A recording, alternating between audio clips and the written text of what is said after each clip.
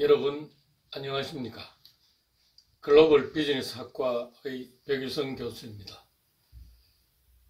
여러분 이번 학기에 신청한 자본주의 경제의 역사라는 강좌를 진행하고 있습니다.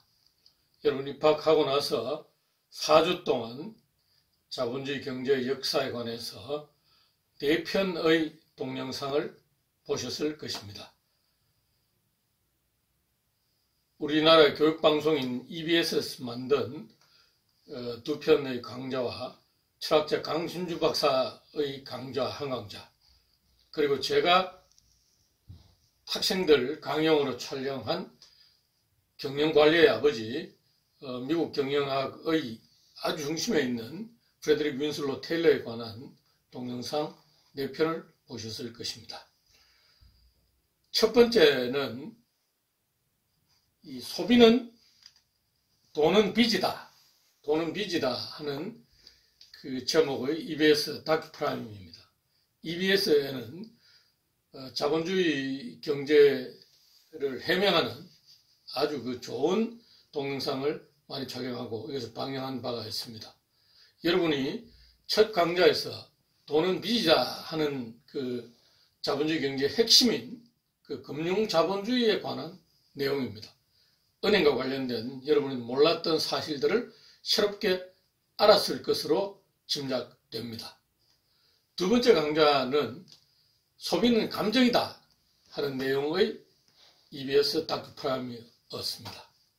여러분 이 자본주의 체제 속에서 여러분은 태어났기 때문에 어릴 때부터 여러분은 자본주의의 좋은 점 또는 자본주의의 부정적인 면에 대해서는 전혀 인식하지 못하고 있었을 걸로 생각되는데, 이 소비는 감정이다 하는 내용을 보고 여러분 어떤 생각이 드셨습니까? 여러분이 물건을 구매할 때 여러분 요즘은 뭐 인터넷 구매를 많이 하고 해외 직구도 하는 이런 소비자들이 많이 있습니다만, 그 소비가 필요에 의해서 구매하는 것이 아니라 감정적인, 여러분 충동 구매라는 말 들어보셨죠? 충동 구매라는 이런 말처럼 소비는 감정에 따라서 제품을 선택하고 소비하게 된다는 것을 얘기하고 있는 내용입니다. 이 두 강좌를 여러분 시청한 이후에 제가 그 장자 철학을 전공하는 강신주 박사의 자본주의에 맞서라 하는 내용을 보여주었는데요. 이것은 여러분들이 자기 인생의 주인이라는 사실을 강조하기 위한 내용입니다. 여러분 아마 지금 여러분 이 등록금이라든지 생활비를 벌어서 학교를 다니는 학생도 있겠지만, 대다수의 학생들은 부모님으로부터 대학 등록금을 지원받고 또 용돈까지도 지원받는 학생들이 있고, 물론 부지런하고 또 자립심 강한 학생들의 경우에는 자기가 알바를 통해서 자기 용돈을 벌고 또 등록금까지 마련한 학생도 있는 것으로 제가 알고 있습니다. 그러나 여러분 장기적으로 인생을 생각해 보십시오. 여러분 인생을 부모님이나 가족, 친구 누구도 대신 살아줄 수 없습니다. 여러분 스스로가 여러분 인생의 주인공이라는 뜻입니다. 여러분 강신주 박사가 주장한 것이 바로 그런 내용이지요. 남이 시키는 일을 하는 사람은 뭐라고 했습니까? 노예라고 했죠. 그럼 자기가 하고 싶은 일을 스스로 하는 사람은 인생의 주인이라고 얘기했습니다. 여러분, 제가 여러분보다 훨씬 더 많이 인생을 살았죠. 60년 이상 여러분 인생을 살았는데, 제 경험으로 인생은 무엇이다 하는 것을 여러분에게 오늘 말씀드릴 것입니다. 여러분 인생은 무엇이라고 생각합니까? 인생이 돈입니까? 인생이 사랑입니까? 인생이 뭐죠? 제가 주장하는 것은 인생은 시간이다 이렇게 말하고 싶습니다. 여러분 60년, 70년, 80년 이렇게 살아보면 인생은 결국 자기에게 주어진 시간을 본인이 어떻게 잘 관리하느냐에 따라서 행복이나 성공이나 실패가 결정된다 하는 것입니다. 그래서 강신주 박사는 자본주의 맞서라 하는 이 강좌에서 여러분들에게 여러분 인생의 주인이 되라는 얘기를 하고 있는 것입니다. 이 세 강좌에 이어서 여러분 네 번째 강좌는 미국 경영관리의 아버지인 프레드릭 윈슬로 테일러에 관한 강의 내용입니다. 거의 1시간에 걸친 그 동영상을 여러분 보셨을 것입니다만은 제가 그 감상평을 받아보니까 많은 학생들이 프레드릭 윈슬로 테일러의 내용을 듣고 내가 대단히 잘 깨우친 바가 있다. 이렇게 감상평을 적어서 저에게 보냈더라고요. 이것은 우리가 미국 경영학은 기업 중심의 이런 주식회사, 지금 흔히 말하는 여러분 금융자본주의, 제가 디 울프 오브 월스트리트를 보라고 여러분에게 그 추천을 했는데 그 영화를 보고 많은 학생들이 또 그 영화가 대단히 참 미국의 가장 중요한 경제도시는 어디입니까? 뉴욕입니다, 여러분. 그죠? 미국 정치의 중심지는 워싱턴이지만 미국 경제의 중심지는 뉴욕입니다. 뉴욕의 가장 핫한 스팟 이 어디입니까? 여러분 맨하탄에 있는 월스트리트입니다. 월스트리트, 그죠? 월스트리트가 세계의 금융자본의 중심입니다. 과거에는 영국 런던이 금융의 중심이었지만 지금은 미국의 월스트리트가 금융의 중심이지요. 그 유명한 영화 배우인 디카프리오가 주인공이 되어서 나오는 디 울프 오브 월스트리트를 보시면 여러분 몇몇 그 감상평에는 영화가 대단히 청소년 관련 불가한 선정적인 그런 장면이 나온다. 이런 그 내용들을 적어놓은 그 감상평들도 있었습니다. 제가 여러분에게 그 영화를 보라고 하는 이유는 월스트리트, 금융자본의 중심에서 일어나는 이 금융인들, 금융과 관련된 최첨단의 비즈니스에 종사하는 사람들의 사례를 그 영화는 실화를 바탕으로 여러분들에게 보여주는 것입니다. 여러분이 앞으로 살아갈 세상은 디 울프 오브 월스트리트보다도 훨씬 더 금융 자본주의가 고도화된 세상에 여러분 살게 될 것입니다. 여러분 과연 이 자본주의 사회에서 여러분 자신의 행복을 지키고 자기 인생의 주인이 되기 위해서는 여러분 어떤 가치관, 어떤 비전, 어떤 생각을 가지고 있어야 할 것입니까? 여러분 잘 생각해 보시기 바랍니다. 여러분 감상평을 적어보낸 학생들에게 제가 다 일일이 피드백을 해 주었습니다만 그 피드백의 핵심은 여러분 스스로 생각하고 여러분 스스로 비전을 만들어라 하는 내용입니다. 여러분 교수는 자기의 생각과 주장을 가지고 있지만 자기의 생각과 주장이 100% 맞다고 생각하면 되지 않습니다. 여러분은 아직 그 충분한 경험과 지식을 쌓아가는 과정이 있기 때문에 다양한 가치관, 다양한 경험들을 축적해서 여러분 나름의 가치관과 태도, 행동을 만들어가야 하는 그런 시기에 있는 젊은이들입니다. 여러분 지금부터 한 가지 가치관, 한 가지 것이 옳다는 생각을 가지면 대단히 위험합니다. 인생을 사는 데는 여러분 다양한 가치관과 다양한 경험, 다양한 사람들이 있습니다. 그런 것들을 이해하고 포괄적으로 여러분들이 종합하여 여러분 나름의 삶을 살아가서 여러분 인생의 주인이 되라 하는 것이 제가 여러분들에게 권하는 중요한 화두입니다. 제가 대학을 1977년에 입학을 했는데요. 제가 입학을 하니까 9월 달에 경제학 원론 강의를 들었습니다. 그 경제학 원론 강의를 해주신 교수님이 그해 겨울, 77년 겨울에 돌아가셨는데요. 지금도 그분 그 모습과 성함이 생생하게 기억이 나네요.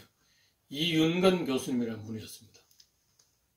경제학 원론 영어로 된 그때는 지금처럼 직수입한 책들이 없어서 카피본, 요즘 말하면 이 저작권 위반되는 이런 내용들의 책이죠. 그걸 학교 앞에서 이 서점에서 이 복사를 해서 팔았는데, 그 책, 경제학 원론 책, 영어로 된 책을 강의하시면서 저희들한테 해준 얘기가 아직도 기억에 남습니다. 여러분들은 하버드 대학이나 옥스퍼드 학생들이 무엇을 하는가 생각하고 그 사람들을 경쟁자로 생각하라. 저는 그때 그 말씀을 듣고 이런 생각했습니다. 저 교수님이 좀 비정상인가? 왜 하버드나 옥스퍼드가 어디 있는지 우리 머릿속에 감도 없는데 왜 그런 말씀 하시지? 하고 생각을 했습니다. 수십 년 지나서 지금 돌이켜 생각해 보니까 그 교수님이 학생들에게 해준 말은 큰 꿈을 가지고 여러분 이 세계를 상대로 경쟁해야 된다는 이런 말씀을 해주신 거죠. 그래서 제가 여러분들 신입생들이나 젊은 학생들에게 강의를 할 때 늘 그 얘기를 해줍니다. 저는 그 당시에 여러분과 같은 나이 20대 초반의 젊은이였는데 서울에 있는 세칭 말한 인류대학이라는 곳에 가본 적이 없는데 하버드 대학, 옥스퍼드 대학 학생들이 뭘 하고 있는지 그 학생들을 상대로 경쟁자라고 생각하라 하는 이런 말씀이 제 머릿속에는 남을 리가 없었죠. 너무나 황당한 이야기였습니다. 그러나 수십 년 지나서 생각해 보니까 그 교수님의 말씀이 가슴에 남는 것입니다. 여러분, 사과나무를 향해서 쏜 화살보다는 태양을 향해서 쏜 화살이 훨씬 더 멀리 날아간다는 말 여러분 알고 계시죠? 자, 아마 이 강의를 듣는 여러분들 중에서는 이 동영상 강의를 몇 번 들어본 학생도 있고 또 어떤 학생들은 동영상 강의를 틀어놓고 딴 일을 하면서 컴퓨터로는 동영상 강의를 틀어놓고 스마트폰으로는 게임하면서 시간을 보내는 그런 학생도 있을 것입니다. 물론 교수님들 다 알고 있고 여러분들 다 알고 있습니다. 감상평 같은 경우에도 본인이 쓴 사람도 있지만 인터넷에 있는 그런 감상평을 끌고 모아서 자기 것이냐 제출하는 학생들도 있을 것입니다. 그러나 저는 여러분들을 믿고 여러분들의 그런 학생이 있다 하더라도 여러분 인생의 주인공이 있다는 얘기를 하는 것이죠. 여러분, 제 말뜻이 무엇인지 아시겠죠? 자, 그러면 4편의 동영상을 보시고 난 다음에 여러분에게 제가 선택한 교재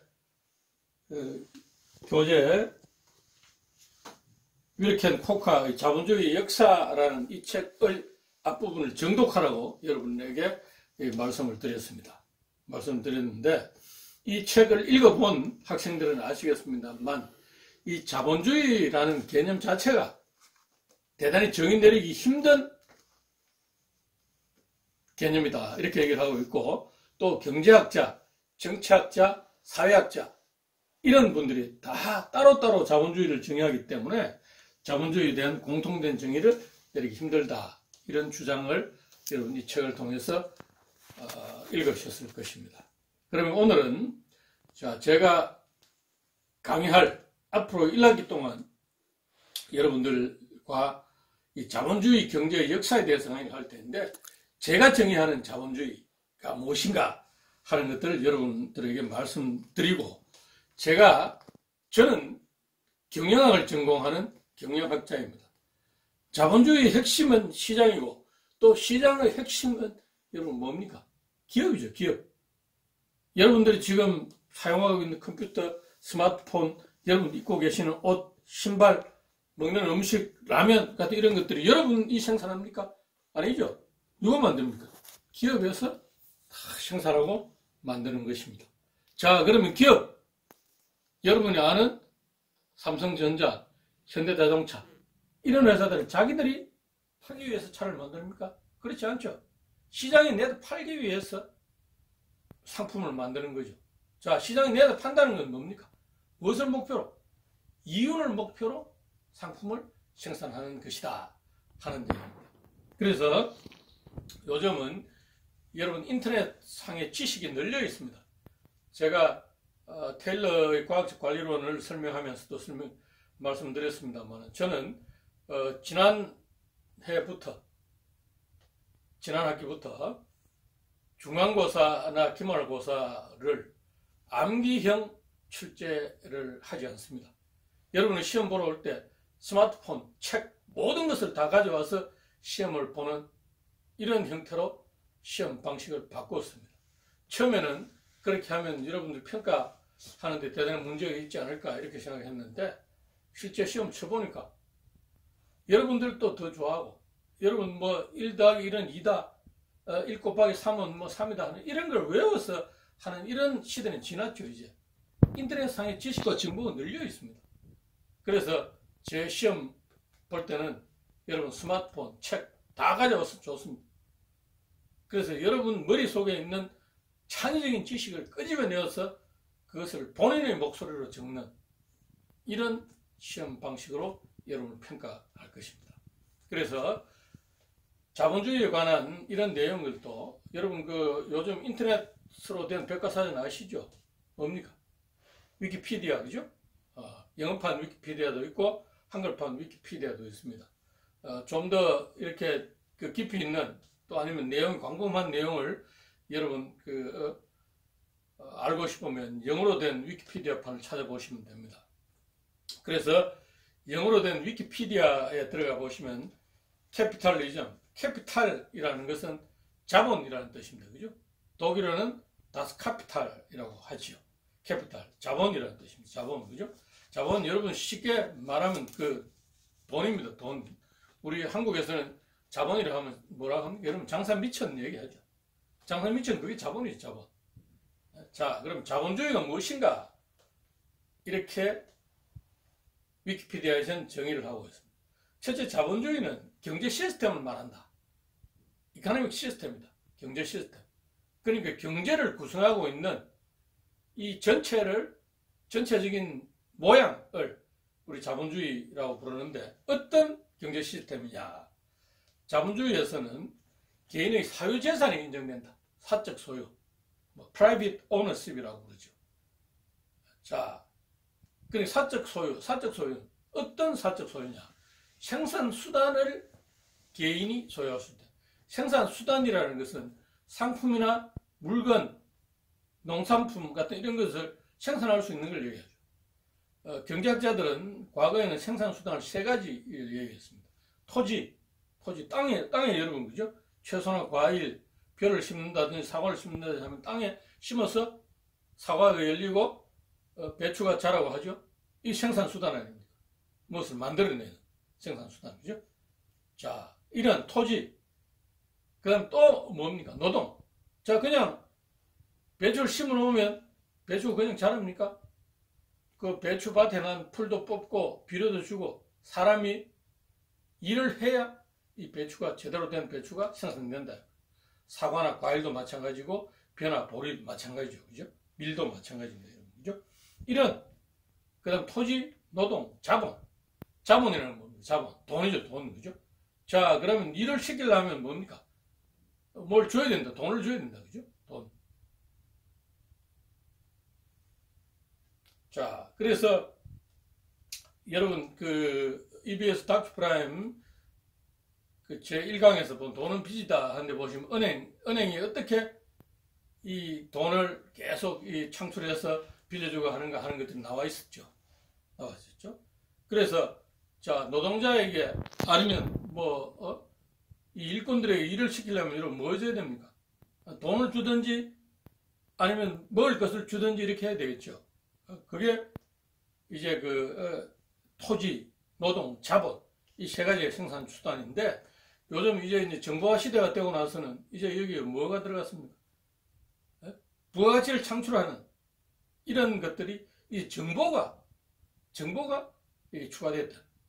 그래서 마르크스가 주장한 자본론에서는 생산을 이런 잉여가치를 생산하는 게 3가지다 하고 얘기를 했는데 이제 정보는 마르크스는 정보에 대한 가치가 중요시되지 않던 시대에 살았기 때문에 정보라는 것을 얘기를 안 했지만, 오늘날은 정보가 이 가치를 생산하는, 이행가치를 창출하는 중요한 그 원천이 되고 있다. 자, 그래서 자본주의는 이런 생산 수단을 개인이 소유하는 걸 기초로 한 경제 시스템인데, 그런데 무엇을 목적으로? 생산 수단을 무엇을 목적으로 소유합니까? 이윤을 목적으로, profit. 자기가 돈을 벌려는 목적으로. 자, 여러분, 그 시장에 가보시면 가게가 없는 좌판에 노점상을 하는 분들을 보았죠. 나이든 할머니나 그 아주머니 이런 분들이 와서 오이도 팔고 야채도 팔고 채소를 판단 말이죠. 그죠? 그럼 이 사람들이 왜 여러분에게 오이나 야채, 사과를 갖다 주기 위해서 여러분이 그 필요하니까 공짜로 주려고 하는 건 아니죠. 어떻게 합니까? 이익을 남기는 목적으로 판다는 것입니다. 그 이윤을 목적으로. 그죠? 자, 그래서 여러분, 자본주의라고 하면 자본주의가 무엇인가 하는 것을 다시 한 번 더 정의를 내리도록 하겠습니다. 자본주의는 이윤을 목적으로 생산 수단을 사적으로 소유하는 경제 시스템이다. 자, 그럼 여러분 생각해 보십시오. 그죠? 그럼 자본주의에는 사적 소유라는 무엇입니까? 사유재산이 가능하다. 사유주의 국가, 통제된 북한 같은 이런 데서는 개인이, 물론 북한에도 요즘 장마당이라는 게 있습니다만 사유재산이 인정되지 않는 겁니다. 국가가 모든 토지나 공장을 소유하고 있고, 주민들은 어떻게 합니까? 배급, 능력에 따라 일하고 필요에 따라 분배받는다 하는 이런 주장을 하는 그 사회주의자들은 어떻습니까? 우리는 세금 없다 이렇게 얘기하죠. 자본주의 사회는 어떻습니까? 자, 내가 이익이 생기면 그 이익에 따른 세금을 낸다. 이 세금을 가지고 국가에서는 뭘 합니까? 도로도 건설하고 지하철도 건설하고 공항도 건설하고, 그죠? 또 여러분 코로나19 사태처럼 이런 전 국민들 이 위험에 처할 때는 어떻습니까? 기본 재난소득 같은 것도 국가에서 주려고 그런다. 이게 사실 대통령 돈입니까? 도지사 돈입니까? 여러분 돈이에요. 여러분 부모님 돈이다. 그죠? 국민의 세금을 걷어서 국민에게 되돌려주는 이런 것들인데, 정치인들은 그것이 마치 자기 돈인 것처럼 생색을 내고 있죠. 자, 자본주의가 갖고 있는 특징은 첫째, 사유재산 제도입니다. 사유재산. 개인이 자기 재산을 사유할 수 있다. 여러분 생각해 보십시오. 개인은 그 예수님이나 부처님, 또 아니면 아주 그 성인들처럼 사회를 위해서 자기 목숨을 바친 이런 훌륭한 사람들을 제외하고 대부분의 사람들은 이기적인 존재입니다. 저도 마찬가지입니다, 여러분. 예? 우리 대학에서 제가 강의하는데 월급 안 주면 어떻겠습니까? 제가 여러분 강의를 위해서 봉사하겠습니까? 한두 달은 할 수 있겠습니다만, 장기적으로 저도 가족들 부양하고 밥도 먹어야 되는데 월급 안 받고 할 수가 없다. 그죠? 이런 것처럼 모든 개인은 자기 자신을 그 먼저 챙기는 이기심이 있다는 거예요. 이기적인 존재. 그죠? 그래서 이기적인 존재가 있기 때문에 자본주의는 개인이 가지고 있는 이기적 동기를 가장 잘 자극해주는 시스템이다. 이렇게 우리가 생각해 볼 수 있습니다. 두 번째, 이 자본주의의 또 대단히 큰 특징 중에 하나는 모리스 도업이라든지 이런 서양 경제사를 전공하는 학자들의 얘기를 들어보면, 자본주의에서 대단히 중요한 것은 임금 노동입니다. 임금 노동. 여러분 알바 해보셨죠? 알바 해보시면 여러분 알바하는 월급, 주급, 수당 어떻게 받습니까? 시간당 받죠? 8,530원 이렇게 받는다. 그죠? 국가에서 최저임금이라는 규정에 두었기 때문에 원래 아마 8,530원인 것 같은데, 시간당 이 최저임금, 여러분 이 최저임금 받는단 말이에요. 그죠? 최저임금. 임금 받는, 시간당 1시간 일하면 530원이라는 돈을 받는다. 이게 뭡니까? 임금 노동입니다. 임금 노동. 이걸 임노동, wage labor라고 얘기를 하는데, 자, 이 노동력이 여러분이 시장에 사는 과일이나 쇠고기, 돼지고기, 야채처럼 상품으로 거래되는 이런 시스템을 경제사학자들은 자본주의다 이렇게 얘기를 하고 있습니다. 저도 임금 노동자의 출현이 자본주의의 아주 대단히 중요한 핵심 요소다 하는 것을 알고 있습니다. 그래서 많은 학자들이 자본주의의 가장 큰 특징 중에 하나가 임금 노동자의 등장이다. 과거에는 이 물물 교환을 했죠. 물물 교환. 내가 채소를 더 많이 생산하면 원래 채소가 더 많이 생산됐다. 그러면 시장에서 딴 내가 부족한 닭고기, 닭 한 마리하고 교환하는 이런 것들이 가능했다. 그죠? 그게 물물 교환입니다. 물물 교환. 그런데 자본주의 그 과거에는 자기가 먹고 남는 걸 시장에 내다 팔았습니다만 자본주의 사회에서는 어떻습니까? 이게 상품으로 시장에 내다 팔기 위해서 물건을 만든다는 거예요. 그러니까 개인이 가지고 있는 노동력, 제가 여러분 이 1시간 강의하는 것은 저의 백유성 교수라는 사람의 인격과는 상관없는 노동력입니다. 그죠? 1시간 동안 서서 말하고 에너지를 소모하고 하는 이 노동력을 동양대학교에서는 저를 교수로 청해서 산 거예요. 저 인격을 산 것이 아니라 노동력을 산 것이다. 그죠? 여러분 알바할 때 마찬가지죠. 여러분 고깃집에 알바한다, 편의점에 알바한다, 그럼 아니면 학교에 행정실에서 알바한다 할 때 여러분은 뭡니까? 여러분 개인의 인격을 산 것이 아니라 여러분이 일할 수 있는 그 노동력을 파는 것이죠. 파는 것이단 말이죠. 그죠? 그게 이제 그 상품처럼 이 개인의 그 임금 노동력이 거래되는 이런 시스템이 자본주의다 하는 것을 알 수 있습니다. 그래서 이 자본주의 경제의 또 특징으로서는 바로 프라이빗 시스템, 프라이빗.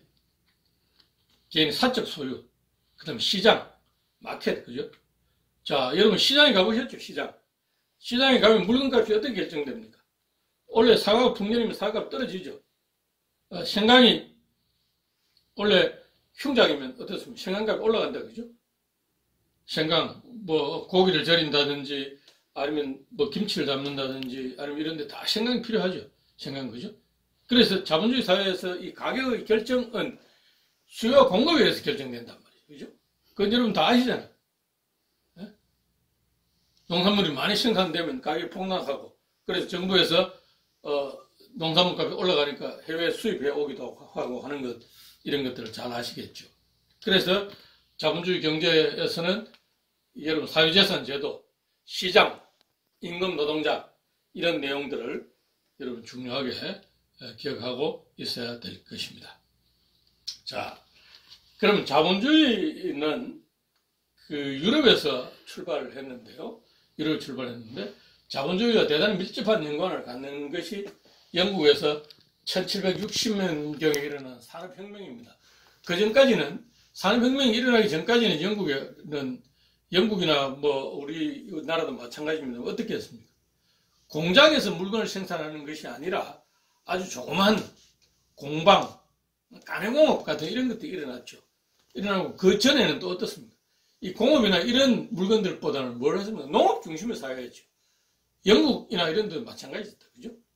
영국에도 대규모의 그 자원이 있고, 영국에 여러분 양모, 이런 것들이 대단히 유명해졌죠.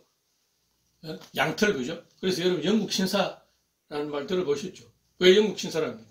영국에는 이 양을 많이 키워서 이 양모, 모직을 짜서 양복 쫙 이렇게 입으니까 아주 패셔너블하고 보기 좋고 한 이런 사람을 영국 신사라고 얘기하지 않습니까? 그죠? 그래서 영국에도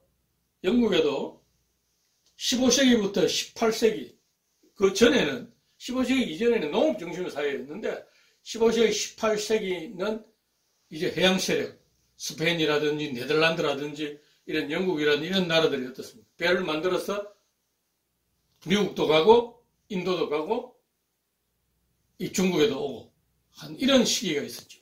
그렇게 하면서 남미 같은 데 이제 식민지를 개척해서 그 식민지에서 엄청난 물건들, 금은, 그 다음 이런 것들을 영국으로 가져오고, 그 다음 영국에 생산되는 양고라든지 이런 것들을 이제 그 식민지에 수출하고 하던 이런 시기가 있었고, 이것을 국가에서 적극적으로 지원해주는 이런 체제를 우리 자본주의 역사의 발전을 통해서 볼 때는 중상주의 시대라고 합니다. 중상주의. 그러니까 상업을 중시하는 그런 시대다. 그래서 유럽은 이 무역이라든지 상업 중심으로 역사가 발전하고 경제학도 발전해 왔습니다. 그 반면에 미국은 공업 중심으로 발전해 왔죠. 그런 시기가 15세기, 18세기의 유럽 국가들입니다. 해외 식민지, 그 다음 무역, 상업, 이런 것들 국가가 보호해주고, 그 다음에 동인도 회사, 서인도 회사, 이런 것들이 그 등장해서 주식회사가 생기기 전에 전 단계로 아주 그 회사의 형태가 등장하고 했던 것을 우리가 또 볼 수 있습니다. 그러다가 1760년경에 영국에서는 산업혁명이 일어나게 됩니다. 이 산업혁명이라는 것은 역사학자인 아놀드 토인비가 최초로 사용한 용어입니다. 산업혁명, 여러분 생각해보세요. 생산 방식의 혁신이 일어난 것을 우리 산업혁명이라 한다. 1760년 그 이전에 영국에서는 양털을 깎아서 이 섬유, 그러니까 모직물을 만들거나 하는 것을 다 사람이 물레를 저어서 면직, 여러분 입고 있는 속옷에 면으로 된 이런 것들을 다 사람이 배틀을 가지고 했는데 1760년경에 들어오면서 제니 방적기, 그 다음에 그 제임스 와트의 전기기관 이런 것들이 생겨나면서 이제 뭡니까? 기계, 동력을 이용해서 물건을 생산할 수 있는 시대가 열리게 된 겁니다. 그러니까 생산 방식의 혁신이 일어난 겁니다. 이것을 산업혁명이라고 합니다. 산업혁명. 자, 여러분 산업혁명이 일어나면서 뭐가 생겼겠습니까? 공장이 이제 만들어지기 시작해요. 공장. 종전에는 이런 제품이나 이런 걸 만드는 것들이 가내공업 수준이었습니다. 뭐 직공 한 서너 명 두고 많아봐야 뭐 열 몇 명 두고 이렇게 모여서 자기들끼리 일하고 물건 만들고 했습니다만 이제 기계로 작업을 하기 시작하니까 공장에 필요한 관리해야 되는 기준이나 규칙들을 똑같이 적용해야 될 필요가 있단 말이에요. 그죠? 자, 여러분 생각해 보십시오. 우리 집 앞에 있는 세탁소에 직원이 한 명 있습니다. 그럼 그 사람들은 출퇴근 시간이나 뭐 규정, 규칙, 절차 정해져 있겠습니까? 정해져 있지 않단 말이죠. 현대자동차 직원들이 수만 명 됩니다. 삼성전자. 그럼 이 사람들은 어떻게 했어요? 출퇴근 시간, 그 다음 결혼하기 위해서는 휴가를 내는데 휴가에 내기 위해서 필요한 뭐 온라인 서류 이런 것들 다 정해져 있겠죠. 홍길동이라는 사람은 결혼하는데 일주일 보내고 김철수라는 사람은 뭐 이틀만 줘가지고 이렇게 할 수 없겠죠. 똑같이 줘야 된단 말이죠. 그러니까 규칙과 규정 절차라는 것이 공장이 만들어지면서 생겨나기 시작한 것이고. 그래서 그때부터 사람에 대한 관리, 인사관리 이런 문제도 등장하기 시작한 거죠. 산업혁명이죠. 자, 산업혁명이 촉발되면서 영국에서 이제 많은 그 전기기관, 기계공업, 그 다음 제철업, 석탄업, 광산 같은 이런 것들이 발달하기 시작했습니다. 1760년대에 영국은 많은 그 노동력이 필요했기 때문에 석탄이나 그 광산 같은 데서 어린이, 부녀자 노동 이런 것도 대단히 큰 사회 문제가 되었습니다. 지금 뭐 그 시대에 키라든지 몸무게라든지 이런 것들 알 수 있는 중요한 자료들은 영국은 해군의 나라입니다. 그죠? 그러니까 영국 수병들의 그 키라든지 몸무게를 보면 그 시대 젊은이들이 체격이 어땠는가 하는 것을 알 수 있지요. 자, 석탄 광산에서 석탄을 캔다, 여러분 생각해 보십시오. 그럼 갱도 500m, 1000m 지하에 내려가야 될 텐데, 덩치 큰 어른보다는 어떻습니까? 덩치가 작은 어린아이나 부녀자들이 훨씬 더 이 말도 잘 듣고 이 굴 같은 데 잘 들어가겠죠. 그래서 그 당시 산업혁명 당시에 영국의 자료들을 보면 7살, 5살 된 어린아이들이 새벽 2시에 일어나서 일터로 나가고 밤 11시에 돌아온 이런 사례들이 무수히 보고되고 있습니다. 여러분 만약 그 시대에 영국에 태어났다면 여러분들은 그런 어려운 일들을 했어야 되겠죠. 지금도 인도 같은 데는 아동노동의 문제가 대단히 큰 사회 문제로 이슈화 되고 있습니다. 그죠? 자, 이런 산업혁명이 자본주의를 더욱더 발전시키게 됩니다. 그래서 산업자본주의, 이 산업혁명으로 인해서 대규모 공장들이 생기고, 영국이 가장 먼저 산업혁명이 일어났습니다만 1760년대. 그 미국은 1870년 이 경입니다. 미국은 그 다음에 독일도 영국보다 늦게 일어났죠. 원래 영국은 그 바이킹의 나라입니다. 해적들, 그죠? 바이킹 나라인데 기계가 발전하고 산업혁명이 생기면서 영국이 그 런던이 금융의 중심지가 되고 대영 제국이라는 말이 나올 정도로 영국이 세계를 지배했죠. 그럼 지금 어디가 여러분 세계를 지배하고 있습니까? 디올프 월스트리트에서 보시는 것처럼 미국이죠. 미국. 슈퍼파워입니다. 그죠? 중국이 미국과 맞서려고 하고 있습니다만, 중국이 쉽게 미국을 따라잡기는 용이하지 않을 것입니다. 많은 학자들이 중국과 미국의 관계를 전망하는 자료들이 있습니다만. 자, 앞으로 100년 안에, 여러분 100년 정도는 사시겠죠. 100년 안에 여러분이 내 나이가 되었을 때 이 세계가 어떻게 될까요? 여러분 한번 생각해 보십시오. 자, 산업혁명 이후에 이제 19세기 말 20세기 초에는 이 금융자본주의가 등장하게 됩니다. 금융자본주의. 여러분 첫 시간에 동영상 강좌에 본 돈은 빚이다 하는 데서 은행 얘기가 나왔죠. 이 은행이 바로 뭡니까? 금융자본주의의 중심에 있습니다. 금융자본 중심에 있다. 돈은 빚이다. 자, 은행의 주도권을 19세기 말 20세기가 되면서 이제 그 은행들이 기업에 돈을 빌려주고 또 기업에서 거대한 자본, 여러분 생각해 보십시오. 현대자동차나 삼성전자 같은 현대자동차 같은 이런 자동차 회사에서 신차를 개발하는데 돈 여러분 얼마 들 것 같습니까? 최소한 수천억 든단 말이에요. 그죠? 그 개인이, 돈 많은 개인이 낼 수 있겠습니까? 못 낸단 말이죠. 그러니까 그 기업들은 어떻게 합니까? 주식을 발행해서 거대한 자본을 모으는 거죠. 그 주식회사가 당연히 발전하게 됩니다. 그러므로 이 자본주의에서는, 자본주의의 핵심은 여러분 임금 노동자이지만 이것은 노동의 측면에서 바라보는 것이죠. 또 자본의 측면에서 바라보면 자본주의의 핵심은 바로 기업이라고 할 수 있습니다. 저는 경영학을 전공하는 학자입니다. 제가 전공하는 게 바로 뭐겠습니까? 기업과 경영입니다. 그래서 제가 여러분 어떤 그 학생이 감상평에서 저에게 이렇게 물었습니다. 자, 자본주의에 대한 교수님 생각은 어떠세요?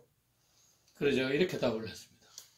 저는 기업을 중요한 연구 대상으로 하는 경영학자이다. 만약 기업 교수는 어떻습니까? 저는 먹고 살지 못한다 하고 이렇게 그 학생에게 답을 했는데, 이 자본의 측면에서 보면 이 자본주의 핵심 중에 하나는 바로 기업이라는 것을 알 수 있습니다. 여러분, 기업. 이 기업이 거대한 자본을 가지고 이제 여러 생산 공장을 만들고 물건을 생산해서 이 자본주의를 발전시키고 있는 그런 사실을 알 수 있습니다. 그래서 여러분 지난 4강좌 때 미국 경영관리의 아버지라는 테일러를 여러분에게 보여준 이유도 바로 미국 경영 관리론의 핵심은 테일러의 과학적 관리에 있고 이 과학적 관리를 적용하는 기업이 대단히 중요하다 하는 말씀을 드린 것입니다. 여러분 오늘 강의는 이걸로 마치고 다음 시간에 더 자본주의에 대해서 살펴보도록 하겠습니다. 감사합니다.